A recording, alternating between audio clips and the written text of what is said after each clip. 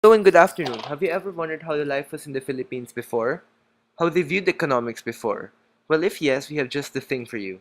Today we will be talking about the economy during the pre-colonial period and the Spanish colonial period in the Philippines. Another livelihood that the Filipinos before practiced was mining. Even before different conquerors arrived, we were already using our natural land resources. Hey, look what I found in the caves! Hey, it's so shiny! Yeah, you know what? We could trade them. You know? Great idea. Oh, yeah! With the Philippines being covered with bodies of water, another obvious livelihood would have been fishing, where they used different tools such as nets, bow and arrow, and spears. Hey, what's the matter with you? I can't cross the river. It's too deep for me to swim. You know what? Let's create a boat. Then we could cross the river. Great idea! Yeah! Let's go! Now that livelihood is out of the way, let's get right in with how they used to trade. Trade was usually between different barangays or even different islands. Trade also occurred between Philippine Islands and other countries such as China, Siam, Japan, Cambodia, Borneo, Sumatra, Java, and the old islands of Malaysia. Another important thing in the economy of the Philippines before was that they did not have a sense of currency, but rather they conducted trade through barter. Barter is basically a system of exchange by which goods or services are directly exchanged for other goods or services without using a medium of exchange such as money. Hey, you! Who, me? Yeah, you! I have something to trade. I have fresh tilapia. I have porcelain. Well, let's trade! Okay then. Sometimes, prices of commodities and goods are valued and priced in terms of gold or metal gongs. I have some porcelain. I'll trade if you have a sack full of gold. Yes, go. Let's trade! Alright.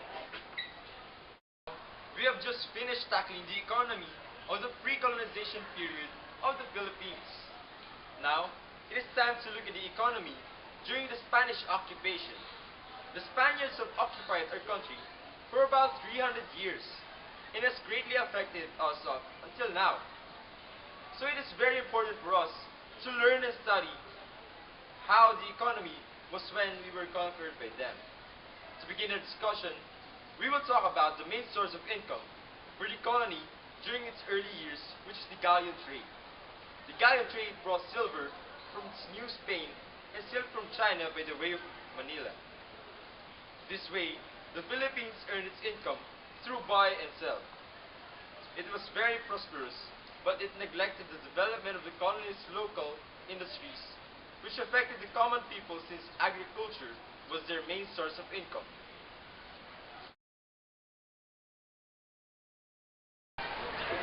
Hey, do you have silk? I would like to purchase some.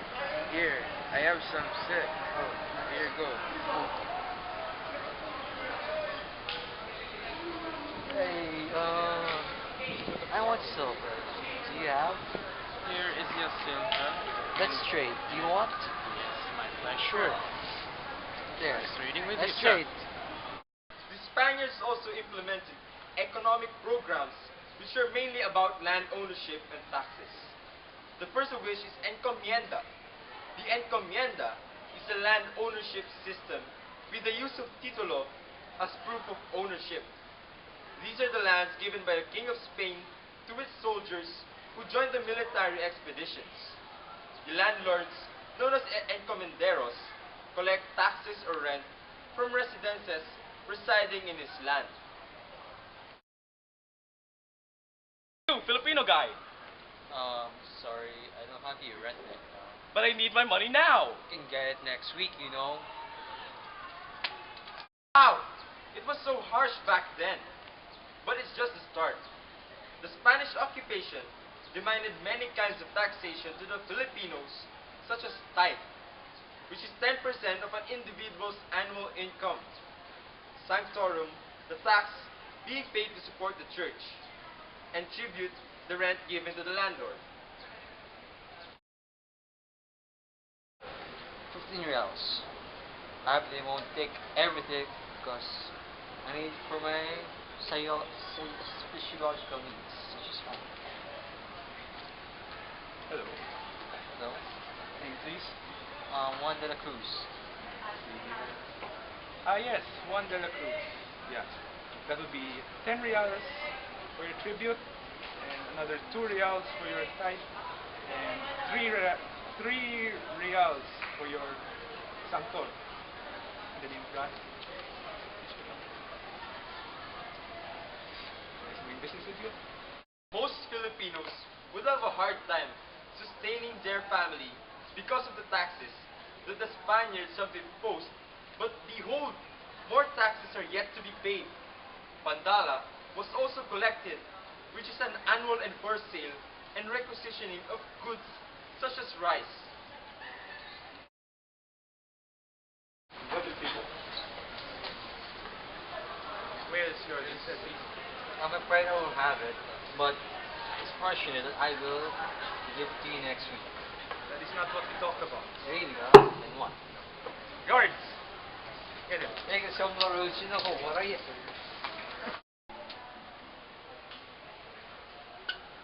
Hey, you left something, you left something. You know, what?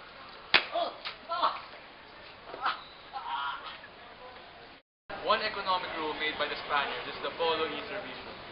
Well, I could elaborate.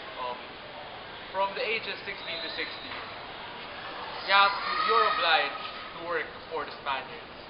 And one explicit example is the working of galleons. But there's an exception to the rule. You can actually be